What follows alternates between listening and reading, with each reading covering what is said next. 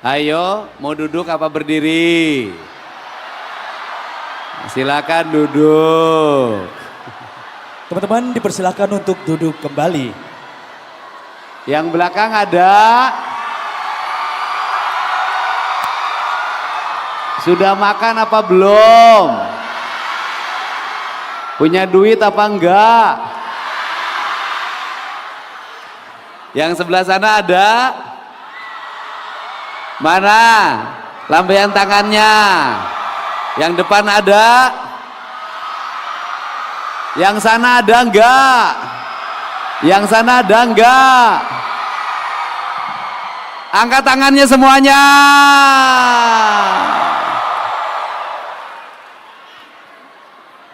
Assalamualaikum warahmatullahi wabarakatuh. Sampurasun. Sehat semuanya? Masih semangat? Mau jadi mahasiswa apa mau jadi sarjana? Mau jadi mahasiswa apa mau jadi sarjana? Mau jadi sarjana apa mau jadi pengusaha? Mau jadi pengusaha apa mau kaya? Mau kaya apa mau bermartabat? Bermartabat. Tepuk tangan semuanya. Saya ucapin terima kasih ya buat Bapak Rektor. Bapak apa Ibu sih rektornya? Bapak. Kemudian para wakil rektor, para dekan, pimpinan universitas, dan semua yang hadir pada kesempatan siang hari ini. Adik-adik, apa namanya?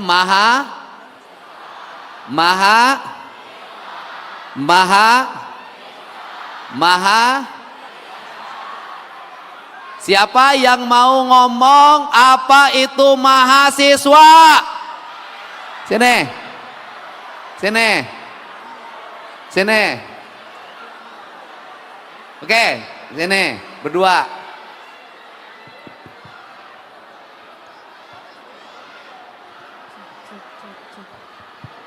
Oke, sini.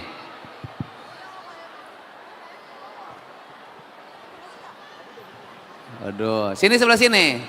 Oke, udah sepasang, kita doain bisa sejodoh ya. Ini sejodoh enggak? Enggak. Ntar, ini yang kanan dan yang kiri sejodoh enggak? Tapi sekelompok. Bukan saya jauh. Kamu sama dia sejodoh enggak? Enggak. Loh, kamu perempuan? Oh iya, saya perempuan. Kamu? Kalau perempuan dengan laki-laki itu namanya sejodoh. Sejodoh tapi belum tentu berjodoh. Oh, iya bener, Pak. Siapa? Oke. Dah. Namanya siapa? Nama saya Muhammad Nur Baladi Kolbani, Pak. Waduh panjang banget. Muhammad Nur Baladi Kolbani. Waduh, kolbu. Oke. Apa itu mahasiswa?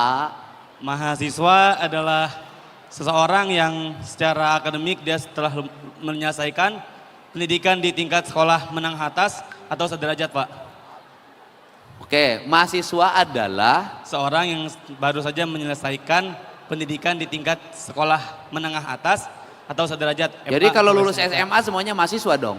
Terus dia melanjutkan ke perguruan tinggi, Pak. Oke, mahasiswa itu adalah Seseorang yang terdaftar di di perguruan tinggi sebagai seorang mahasiswa.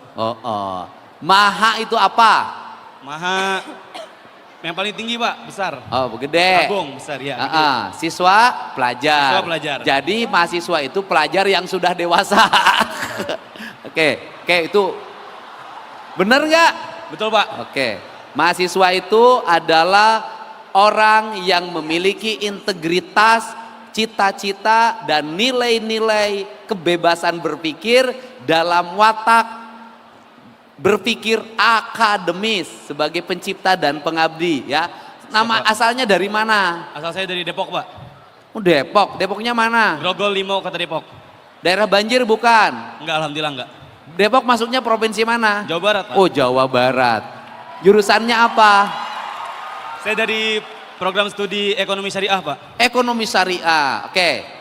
Orang tuanya namanya siapa? Orang tua saya, nama bapak saya Bapak Zaki Burhanuddin, bekerja sebagai guru swasta. Ibu saya Guru di mana? guru di Bimbel Nurul Fikri, Pak. Hebat, anaknya bisa kuliah. Kita kan tahu guru bimbel gajinya berapa. Tapi ibu saya PNS, Pak, PNS Depok. Oh, PNS-nya di mana? PNS di pemerintahan Kota Depok. Oh, di Pemkot. Iya, Pak. Oke. Kuliahnya kampusnya kampus mana? Kampus Pondok Labu, Pak. Pondok Pondok Labu. Jakarta. Iya, Jakarta. Ongkosnya berapa? Ongkos kalau naik ojol paling 25.000, Pak. Jadi sebulan kamu dibekelin berapa? Sebulan kalau buat pegangan 1,5 juta paling, Pak. Sebulan gede dong. Itu Paling sejuta paling besar paling.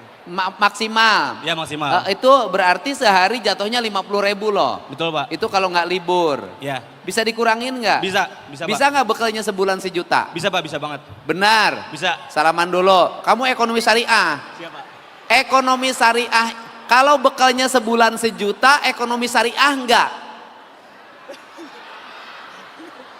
Ayo.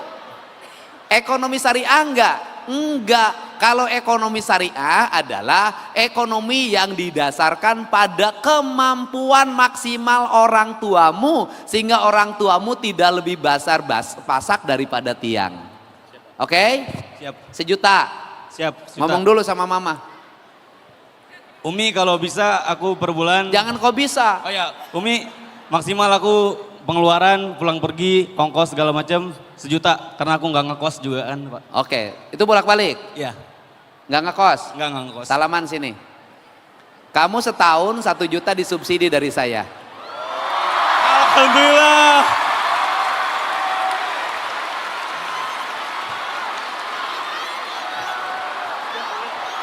Dah. Namamu siapa, nomor rekeningmu berapa, nanti aku kirim. Siap, Pak, siap.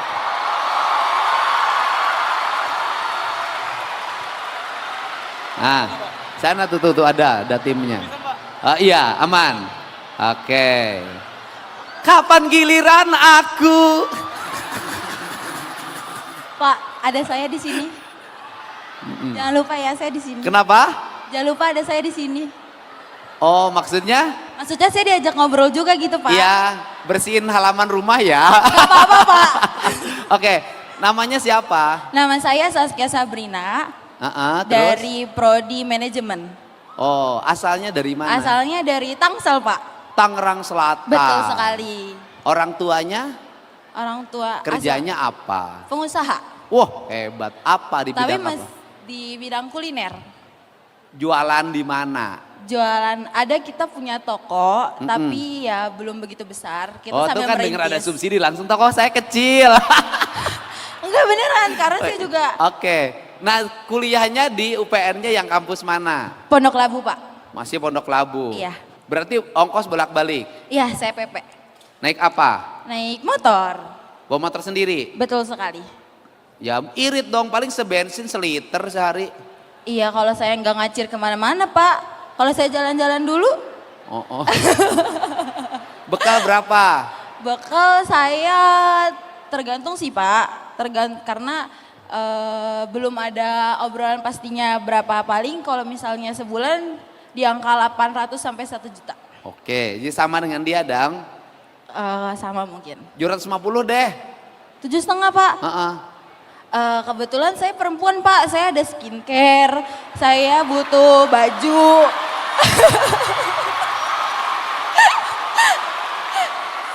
Saya juga butuh jalan-jalan. Oh gitu. Saya juga mau Mana yang lebih utama? Masa depan apa jalan-jalan apa skincare?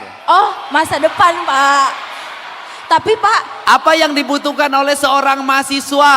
Otak yang cerdas apa skincare yang mahal? mohon maaf, Pak. Selain otak yang cerdas, kita perlu berpenampilan yang bagus dan rapi.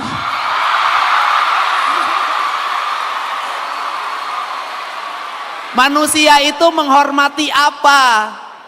Kulit mukanya yang halus atau pikirannya yang mulus?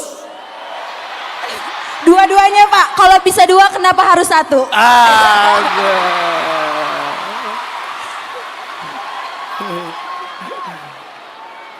Apakah meraih masa depan harus, apakah mana yang lebih penting? Menunda jalan-jalan, menunda healing, menunda traveling untuk menyelesaikan tugas kampus? Menurut saya kita tidak usah menunda, tapi kita sambil berjalan. Jadi sambil belajar, sambil mengeksplor dunia. Oh. Mungkinkah sebuah keinginan diraih dua-duanya? Mungkin ketika kita mau bekerja keras Pak. Oh, oke. Kerja keras? Iya. Oke. Kamu pilih kerja keras untuk meraih itu semua? Iya. Oke. Oke. Oke, kalau gitu nggak jadi bantuannya kamu kerja keras saja. Gak apa-apa Pak. Karena saya yakin saya bisa menjadi wanita yang tangguh. Oh iya. Oke. Apa yang disebut dengan wanita tangguh? Wanita tangguh adalah wanita yang Sini jelasin dong. Coba jelasin kepada kaum pria, wanita tangguh itu kayak apa sih sebenarnya? Saya harus kemana Pak? Kesana lihat. Ke sana Pak. Ya jelasin, wanita tangguh itu kayak apa? Wanita tangguh adalah wanita yang pantang menyerah walaupun ada badai hujan menghalang, pasti harus tetap melaju dengan tujuannya dan tidak butuh pegangan siapapun. Oke, wanita tangguh adalah wanita yang tidak bergantung pada pria siapapun. Iya. Betul. Betul Pak, saya hidup wanita tangguh. Jelasin dong. Wanita tangguh adalah wanita yang tidak akan terperdaya oleh laki-laki buaya. Wah, setuju. Saya setuju banget Pak. Karena lelaki zaman sekarang itu tidak ada yang bisa dipercaya Pak. Jadi kita wanita harus bisa berdiri sendiri Pak. Laki-laki zaman sekarang tidak ada yang bisa dipercaya. Siapa yang mau nyanggah laki-laki? Ayo. Ada laki-laki yang mau nyanggah enggak? Sini kamu, sini.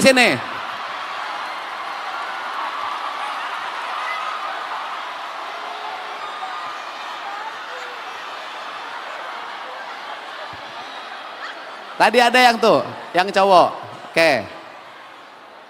Kamu ini kan mahasiswa.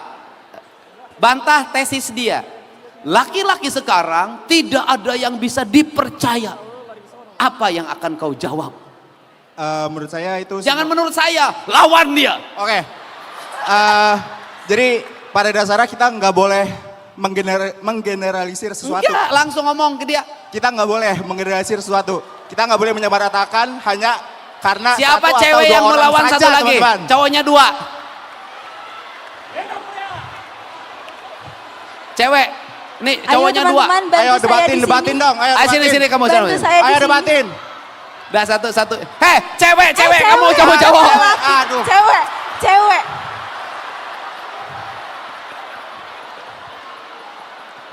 Kebetulan saya di sini wanita. Oke, 1 lawan 1. Oke. Nah, kamu kata dia, wanita yang tangguh, ini tesis saya. Wanita yang tangguh adalah wanita yang tidak memerlukan, tidak bergantung pada siapapun, termasuk pada laki-laki buaya. Oh. Hidup wanita. Kata dia, laki-laki sekarang tidak bisa dipercaya. Hidup pria! Tar dulu, lu jawab. Kamu jawab dong. Pada dasarnya kita semua itu manusia dan itu pasti berbeda-beda. Jadi kita nggak bisa nyamain semuanya. Hanya karena kamu menemukan laki buaya itu bukan berarti semua laki-laki di dunia ini buaya. Gitu. Kamu tesisnya bukan begitu. Setuju. Ya kan? Kau katakan bahwa laki-laki tidak bisa dipercaya. Aku juga katakan sulit menjadi wanita yang bisa aku percaya. Itu Pak, itu dia loh. Kamu ngomong. Ayo, sama Pak? wanita. Sok ngomong. Tentang yang tadi Pak. Kamu percaya nggak sama wanita sekarang?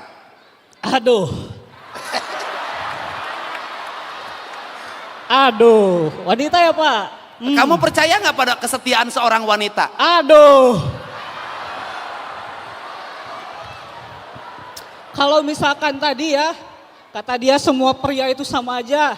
Semua pria itu buaya. Kalian yang pria mau disebut begitu. Aduh. Jangan mau direndahkan martabat kita Ntar sebagai dulu, pria. demokrasi. Oh iya. Kamu ngomongnya agak jelas. Oh iya, sorry. Aku nggak mudeng gitu. Maaf, Pak, maaf. Tenang, tenang. Sebentar. Kamu itu, sebentar dulu aku nanya sama kamu. Kamu itu wanita laki-laki yang suka menyakiti atau laki-laki yang disakiti? Kalau lihat dari wajahnya kamu laki-laki suka nyakitin. Ralat, saya tidak pernah berpacaran, Pak ya. Oh, tidak percaya. Saya tidak pernah berpacaran. Saya tidak pernah yang namanya ya berhubungan dengan seorang wanita. Tapi saya punya banyak teman yang mana teman saya ya sering curhat gitu ya Pak. Tentang mengutarakan bahwasanya berhubungan itu sangat rumit. Bahwasanya Teman kamu laki-laki? ya, Teman kamu laki-laki? ya yang sering Suka curhat? Ya. Tentang wanita? Iya. Wah, laki-laki lemah.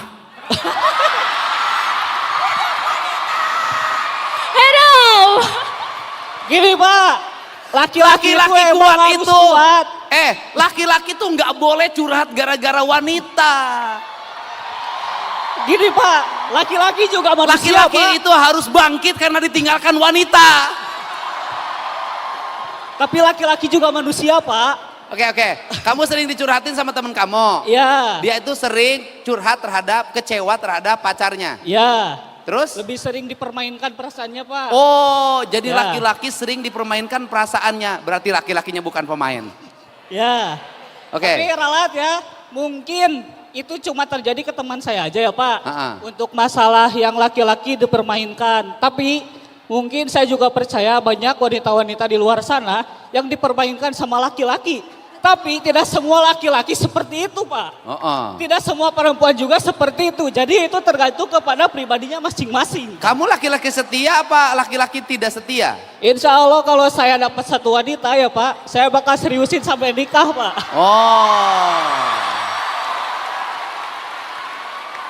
Aku begitu mencintai, maka aku akan menikahi. Itu. Iya Pak, seperti itu. Kalau aku sebagai politisi, janji pada rakyat pasti aku tepati. Ya. Tapi janji pada wanita belum tentu aku tepati. Oke, enggak. Kamu ngomong. Kamu bener nggak laki-laki nggak bisa dipercaya sekarang? Tidak. Menurut saya, perlahan laki-laki mungkin awalnya akan romantis, tapi perlahan laki-laki akan berubah. Laki-laki akan berubah pada waktunya. Jadi Banyak- laki-laki itu awalnya romantis. Ya, kemudian perlahan, Seiring dengan waktu, maka seluruhnya akan berubah. iya, banyak kasus-kasus selebgram atau tiktoker seperti Afifah Riyad, yang awalnya itu laki-lakinya suami sangat romantis, namun ujungnya dia mendapatkan KDRT. Ria Ricis juga awalnya Tyukurian itu dia sangat romantis, namun ternyata punya isu lain di belakang kamera. Oke, tapi juga perempuan juga banyak awalnya romantis, ujungnya pergi. Tapi ada satu tesis tentang laki-laki dan perempuan. Laki-laki dengan 1000 cara mendapatkan seorang wanita untuk satu tujuan. Iya Pak. Perempuan mendapatkan laki-laki dengan satu cara untuk 1000 tujuan. Iya. Mantap Pak. Paham. Kamu jawab sama dia dong. Apa Pak?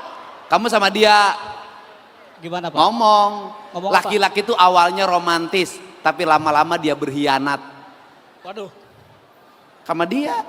Oh ngomong kayak tadi Pak. Bukan, menurut kamu gimana? Oh yang awalnya romantis. Ah, Tapi jadi berkhianat. ah. Itu mah emang udah punya cadangan aja sih Pak ya. Kalau misalkan laki-laki yang benar-benar menyukai kalian para wanita, dia pasti mengutamakan kepentingan pribadi kalian. Seperti meluangkan waktunya atau menjadi pribadi yang lebih baik untuk si wanitanya. Untuk bisa menjadi pendamping yang sangat cocok bagi wanita. Seperti itu Pak. Itu Setuju, yang setuju. benar-benar laki-laki Pak. Kalau misalkan ya laki-laki awalnya love bombing kalau kata sekarang ya, kalau bukan maaf saya gak tahu. Aduh, untuk sekarang laki-laki yang seperti itu tidak pantas disebut sebagai laki-laki Pak. Oh. Ya. Anda berbicara seperti itu, apakah Anda juga seperti itu? Apa? Anda berbicara seperti itu, apakah diri Anda juga sudah mencerminkan seperti itu? Untuk itu saya belum bisa saya belum bisa membuktikan, soalnya saya belum Nah, itu pernah. belum membuktikan, berarti Anda hanya sekedar bicara namun hanya omong kosong aja. Oke. Bisa diterima, bisa diterima. Kenapa saya berbicara? Saya masih belum bisa membuktikan karena saya berada di dalam hubungannya juga belum pernah. Kalau Gitu. belum membuktikan, kenapa Anda berbicara seperti itu? Sementara pengalaman aja tidak pernah ada. Oke, Apakah Anda kalau- mempunyai bukti yang lain tentang Ayo, hal bro. seperti itu, kasus seperti itu? Kalau penasaran cobain aja nih. Wes. Wih, Kalau Ya. penasaran boleh dicobain. Artinya gini deh, mau laki-laki, mau perempuan, semuanya tergantung pada dirinya masing-masing. Kalau urusan mengkhianat dan mengkhianati, pengkhianatan bisa jadi ada di laki-laki, pengkhianatan bisa jadi di perempuan. Kenapa? Karena bagi dalam pemahaman saya, laki-laki dan perempuan itu tidak pernah ada. Iya Pak. Hah? Laki-laki dan perempuan itu tidak pernah ada. Kenapa? Karena dalam diri laki-laki juga perempuan. Dalam diri perempuan juga laki-laki. Yin yang, feminim dan maskulin itu kan bukan bentuk fisik. Feminim dan maskulin itu adalah sifat, karakter. Artinya ini sih memang bentuknya adalah feminim, tapi sifatnya maskulin. Ini bentuknya maskulin, sifatnya feminim. Nah, karena apa? Karena dalam diri manusia, ini kita makhluk nih, pasti punya dua sifat. Punya sifat feminim, punya sifat maskulin. Dalam pandangan kebudayaan yang saya miliki, sifat feminim itu apa sih? Sifat feminim itu adalah sifat dasar manusia yang ada dalam diri manusia yang disebut dengan hati. Maka hati itu mewakili sifat feminim. Karena hati itu adalah rasa. Karena rasa dia mengabaikan pikiran. Karena mengabaikan pikiran, dia cenderung suci. Dia cenderung murni. Makanya ibu itu kenapa doanya lebih dekat pada Tuhan? Karena ibu itu dalam dirinya lebih terdominasi oleh sifat feminim. Dia tidak mengandalkan pikiran, tapi mengandalkan hati. Pertanyaannya adalah, apakah sesuatu yang mengandalkan hati akan melahirkan kemajuan? Apakah sesuatu yang mengandalkan hati itu akan melahirkan sebuah sisteminisme yang kuat? Sesuatu yang mengandalkan hati adalah sifat tertinggi dari manusia. Karena apa? Karena dia melahirkan intuisi. Karena dia intuisi maka dia punya kepekaan. Karena dia punya kepekaan maka dia talent yang disebut dengan indera keenam dalam manusia. Dan saya katakan secara ilmiah hari ini, apa yang menjadi keunggulan bangsa Indonesia, suku-suku yang ada di Indonesia, terutama misalnya suku Sunda, misalnya suku Jawa dan suku yang lainnya, dia hidupnya mengandalkan hati. Dari hidup mengandalkan hati itu lahirlah pengelolaan hidup dengan menggunakan hati. Karena pengelolaan hidup menggunakan hati maka cenderung efisien. Saya contoh, banyak ibu-ibu yang tidak sekolah, buta huruf. Tetapi dia mampu mengelola keuangan suaminya yang pas-pasan. Gajinya cuma 4 juta, gajinya cuma 3 juta. Dia mengandalkan hatinya, maka pengelolaan keuangannya tidak dengan pikirannya, dia dengan hatinya. Ibu-ibu masak sambal itu pakai hati. Ibu-ibu tradisional kita yang masakan tradisional itu nggak pakai pikiran, dia pakai hati. Nggak pakai sekian gram gula, sekian gram cabe, sekian gram bawang, enggak, dia ambil berdasarkan perasaannya, dia simpen, dia ambil berdasarkan perasaannya, dia simpen, dia ulek dengan hatinya. Jadilah masakan-masakan tradisi yang unggulan, yang itu menjadi ciri khas kuliner Indonesia, pakai hati. Kemudian yang pakai hati itu akan apa? Melahirkan kebahagiaan. Sentuhan pakai hati itu beda. Orang berucap pakai hati itu beda. Ini kalian semua berdiri di sini, duduk di sini menjadi mahasiswa, tumbuh karena kalian hidup berdasarkan hati ibumu-nya masing-masing. Ini adalah karya-karya hati. Kalian menjadi manusia itu juga lahir dari hati, dari percintaan, lahir dari perasaan, melahirkan dengan perasaan, menyusui dengan perasaan, memberikan makan dengan perasaan. Jadi apa yang menjadi problem bagi Gen Z hari ini? Banyak mereka yang hidup orang tuanya tidak lagi menggunakan hati dalam pendidikannya. Itu. Oke, hati. Yang kedua adalah pikiran, itu mewakili kaum maskulin. Pikiran penting. Kenapa? Karena tidak semua sesuatu diukur pakai rasa, harus ada diukur pakai pikiran. Untuk apa? Memasuki standarisasi. Bagaimana standarisasi? Dita memasuki kelas dunia. Di mana dunia keukurannya harus nyata, ada timbangannya, ada meterannya, semuanya harus nyata. Kemudian harus dibuat dalam karya-karya ilmiah, jurnal-jurnal internasional. Itu, nah orang tua kita dulu itu kenapa karya-karyanya tidak mendunia? Karena mereka tidak ditulis.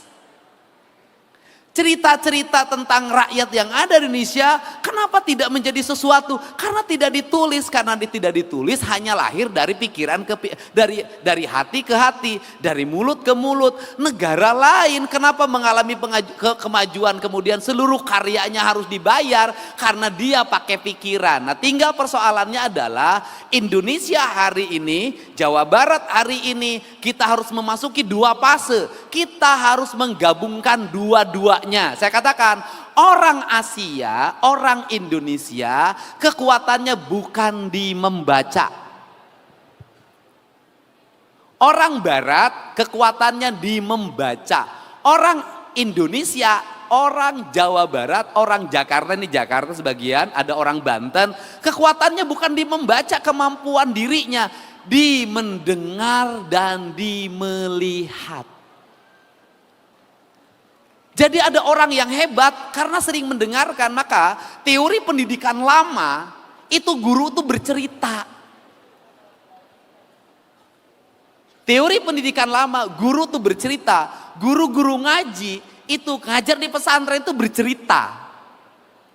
Kita sejak kecil banyak mendapatkan cerita sehingga anak-anak yang kaya pikirannya itu lahir dari keluarga yang ibu bapaknya pandai bercerita yang masuk dalam pikiran kita. Nah, sebenarnya kekuatan orang kita itu di pendengaran, di banyak mendengar. Makanya kita ini perlu menjadi orang yang banyak mendengar. Yang kedua, melihat apa yang dilihat. Nah, kemudian setelah didengar dan dilihat, kemudian apa yang dirasakan. Sehingga otodidak yang lahir menjadi karya kreatif hari ini, itu lahir dari kebiasaan mendengar dan melihat. Dan itu keunggulannya. Sehingga di kita ini banyak ahli elektronik yang tidak sekolah. Dia hanya kebiasaan mendengar dan melihat apa yang dilihat dalam lingkungannya. Dia ahli otomotif, itu berdasarkan pendengaran dan penglihatannya. Dia menjadi ahli bangunan, pendengaran perlihatannya. Dia menjadi ahli mekanikal,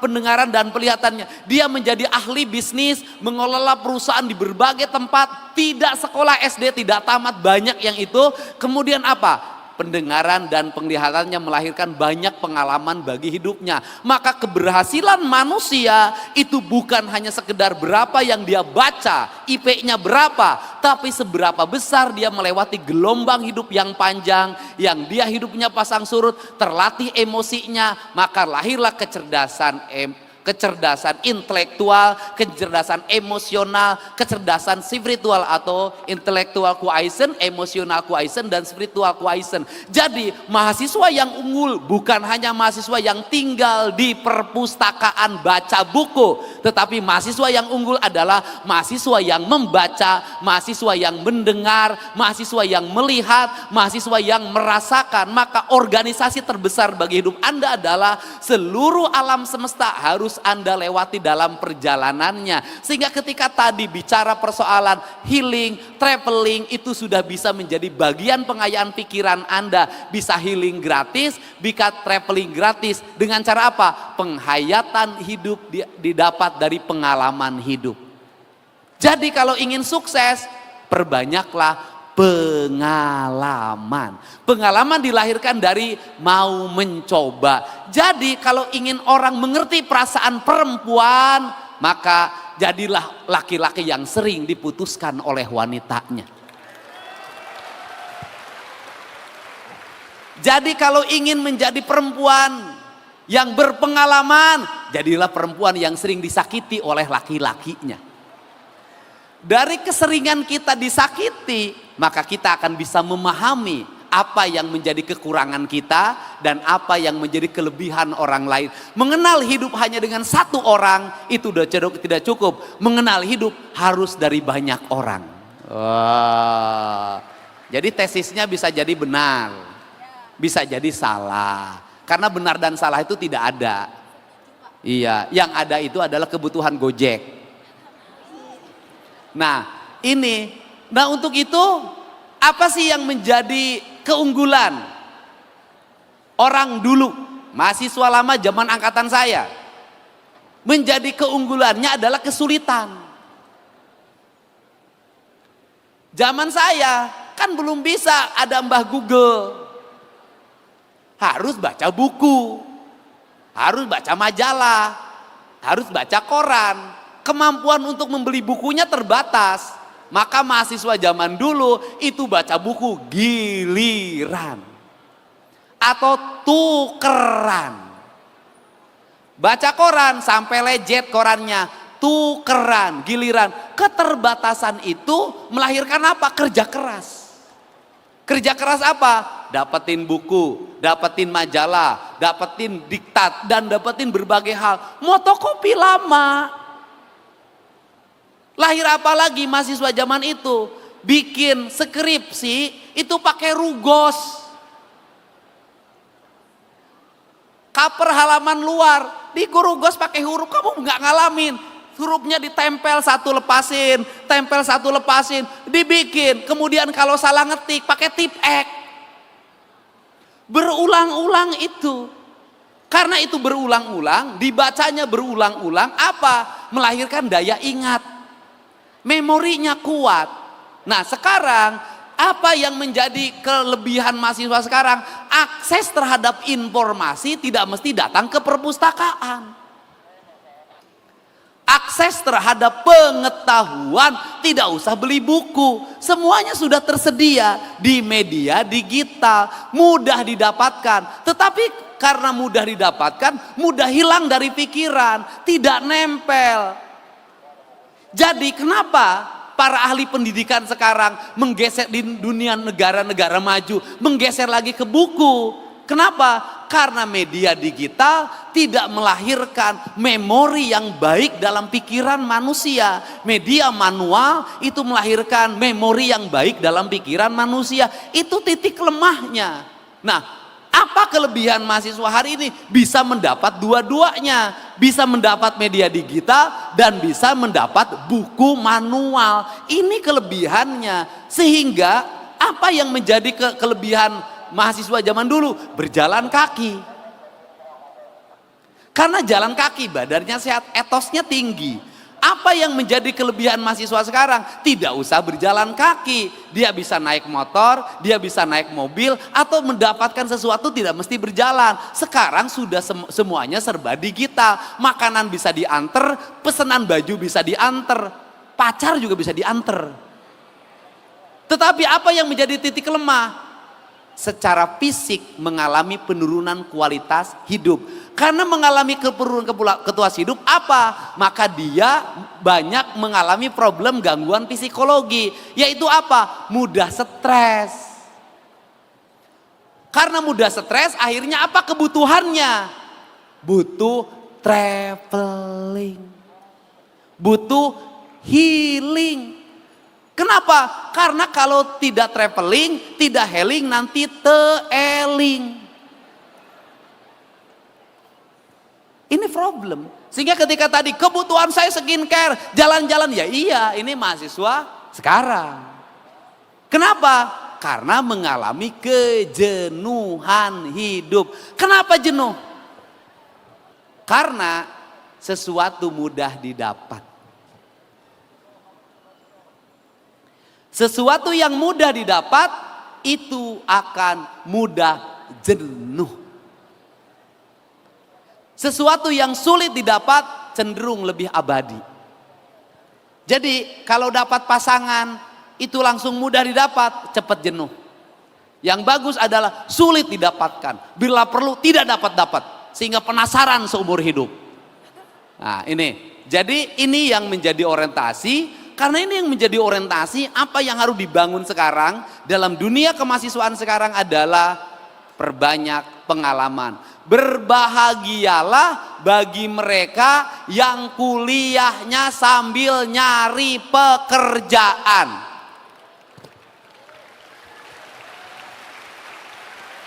Berbahagialah bagi mereka yang kuliahnya tidak dibekelin oleh ibu dan bapaknya. Berbahagia, jangan bersedih. Kenapa? Dengan Anda tidak dibekelin oleh ibu dan bapaknya, maka Anda memiliki kesempatan menjadi orang hebat. Kenapa memiliki kesempatan menjadi orang hebat? Kenapa?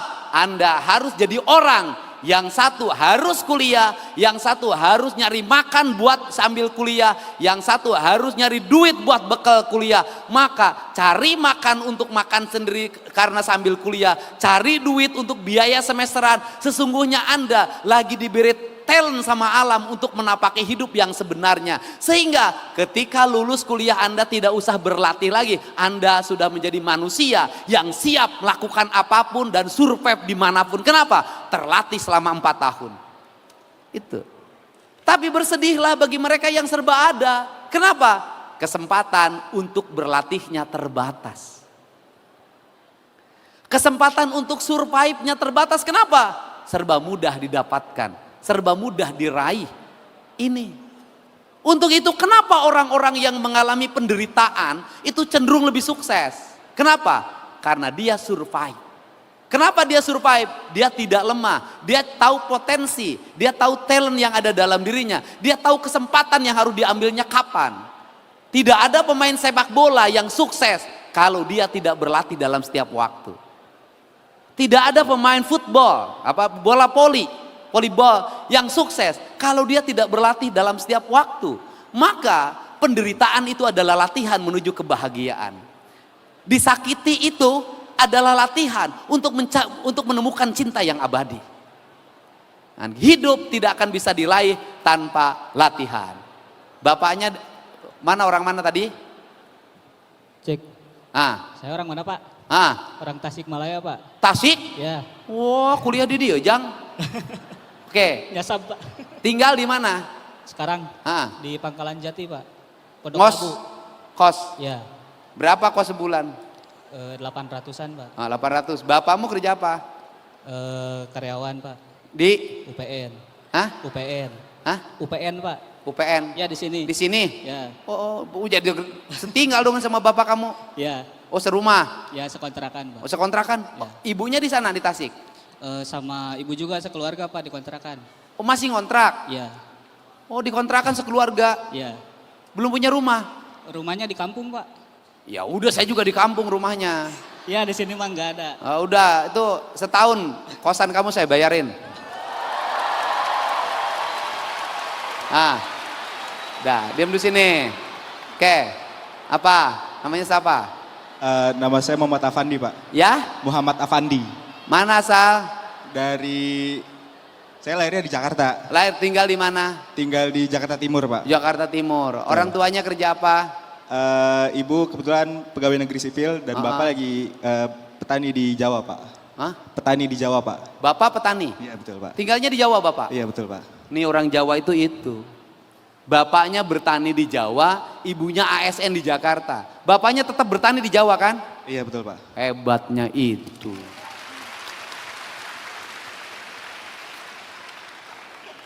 Orang Sunda mah ngahiji ngontrak bareng. Padahal salah satu tinggal di Tasik, bertani. Oke. Nah, terus biaya kuliah dari ibu. Iya betul Pak, dari Ibu. Oke, berapa ongkos sehari? Biasanya saya per minggu sih Pak. Seminggu berapa? Mungkin sekitar 50 sampai 100 ribu Pak. 100 ribu seminggu. Murah dong. Dicukup-cukupin aja Pak. Oke. Berarti setahun dari saya. Oke. 500 ribu sebulan. Alhamdulillah, terima kasih. Nggak usah minta sama ibunya. Siap.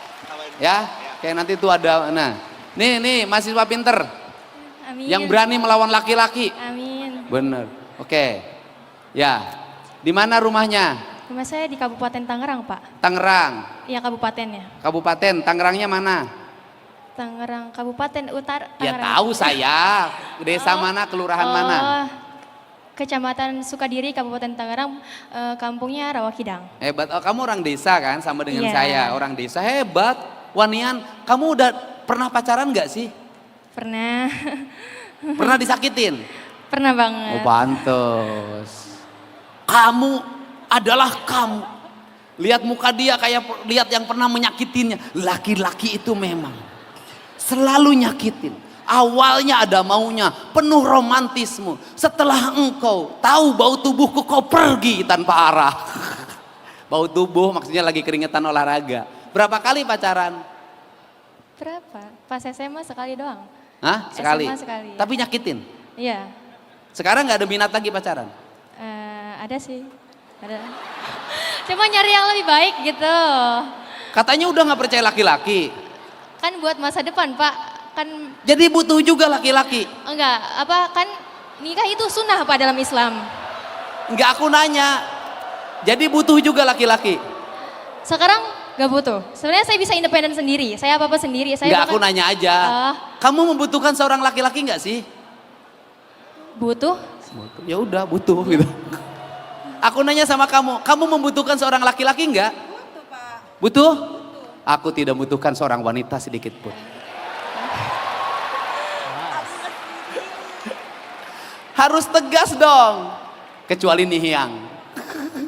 Kamu butuh laki-laki? Nanti butuhnya, Pak. Ya bukan nanti. Pada saatnya kamu butuh. Butuh Pak. Mungkin nggak kamu hidup tangguh tanpa laki-laki? Mungkin aja sih Pak. Ya udah kamu jomblo selamanya. Jangan gitu Pak. Oke, terus ongkos berapa?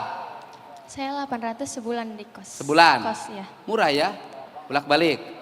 Di kosan Setahun? saya. Hah? Saya ngekos. Ngekos sebulan berapa ngekosnya? Kos sebulan saya berdua. Kan kebetulan tuh berdua 900. Jadi bagi dua 450. Ya udah dari saya 500. Terima kasih Pak. Ke sana. Udah ke sana tuh. Tuh dicatetin nanti ditransferin uangnya.